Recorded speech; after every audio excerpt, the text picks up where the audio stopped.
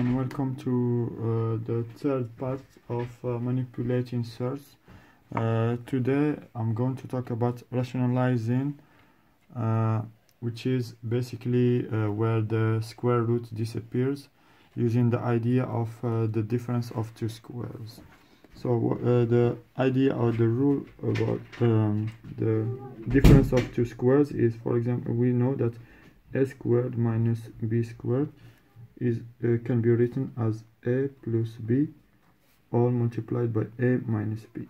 Okay, and the reason why we do this, because sometimes when we're talking about source, we want to get rid of the source in the denominator, and if we have something like that in the denominator, or if we can write the denominator in something like that, we can square root, we can get the answer as square root as squared, and we know that the square eliminate the square root. For example, square root of something or squared, it just eliminates each other. So here is an example. For example, if you have a plus square root of 7 times a minus square root of 7, using this idea we can say it's the same as a squared minus 7, okay, or minus square root of 7 squared, which is minus 7. Okay, so here is an example, a very easy example, so where the we can simplify using this idea of the difference of two squared. Let's say, for example, we have 3 plus square root of 2 all multiplied by 3 minus square root of 2. Okay, so to do that is just like we know, using this idea, it's going to be 3 squared, which is 9, minus square root of 2 squared, which is 2. So 9 minus 2, which is 7. Okay, that is the easiest it can go. Now if we have, for example, that if we have anything like that in the denominator, let's say we have they will not tell us simplify that. They will not tell us, for example, simplify that. Let's say 3, change this one to 5. They will not tell us simplify that. They might, but it will be just like they give you, like, it's too easy. But they will tell you simplify something like that. For example, 2 square root of 5, or get rid of the square root from the source from the denominator, plus square root of 2. If they give us something like that, so if they give that, so we know that 3 plus square root of 2 times 3 minus square root of 2 is going to be 7, and then it's easy, so easy. They'll give us something like that.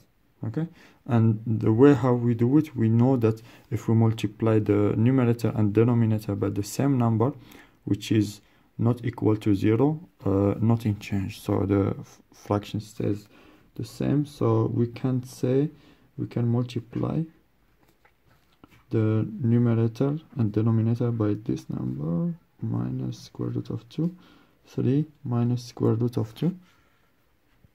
Okay, and using this idea, so the denominator will have 3 squared, which is 9, minus square root of 2 squared, which is 2, and in the numerator we have the 2 square root of 5 times 3, which is 6 square root of 5, because 2 times 3 is 6, and we have minus 2 times square root of 5 times square root of 2, which is, I can write it first as this, we can simplify it, so which is in the denominator we have 7, here we have 6 square root of 5 minus 2 square root of 10. Okay, so it depends how they want us to write it, but this is like that, it's fine. I wouldn't do the same if we have something like, let's say we have 2 plus 5 square root of 6 over square root of 6. I would not do that. I would not say I can multiply the top and bottom by the, so 2 minus 5 square root of 6 and 2 5 square root of 6. I wouldn't do that. Why?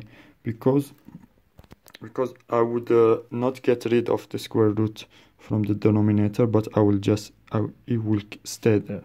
I will have a good numerator, but the denominator will be just complex. It will be so 2 square root of 6, and then we'll have minus 30. Okay, so I would not do that. So in this case, if they give us that, what would I do? I would just simply multiply the numerator and denominator by square root of 6, and it's done. So why square root of 6? Because I know that square root of 6 times square root of 6 is 6, or square root of 6 squared. And the numerator, we have 2 times square root of 6, 2 square root of 6, plus 5 times square root of 6 times square root of 6, which is 30.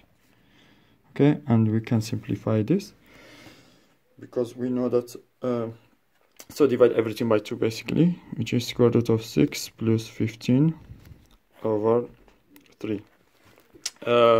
I can simplify it or write it differently, which is like something like that, square root of 6 over 3 plus 15 over 3. 15 over 3 we know it's 5, so it will be, just write it other way around, so 5 plus square root of 6 over 3.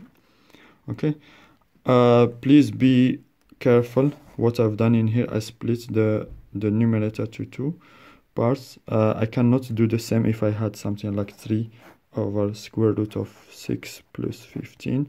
I cannot, it's not equal. That is a misconception that some student might do. You cannot say it's the same as 3 divided by square root of 6 plus 3 over 15, or plus 1 over 15, or something like that. So that is wrong. Okay, so also I wouldn't say, oh, square root of 6 is, I would not say square root of 6 over 3. I wouldn't say, oh, square root of 6 is square root of 2 times 3, and here we have 3, and then I can simplify this with this. No, I cannot do that. Okay, I cannot simplify this. I can write it differently, but I cannot simplify it. Okay, thank you for watching. Please share this video with your friends and colleagues, and if you have any questions, just write it in a comment, and next video I'm going to talk about indices. Okay, thank you very much. You are with Mr. L Maths Tutorial.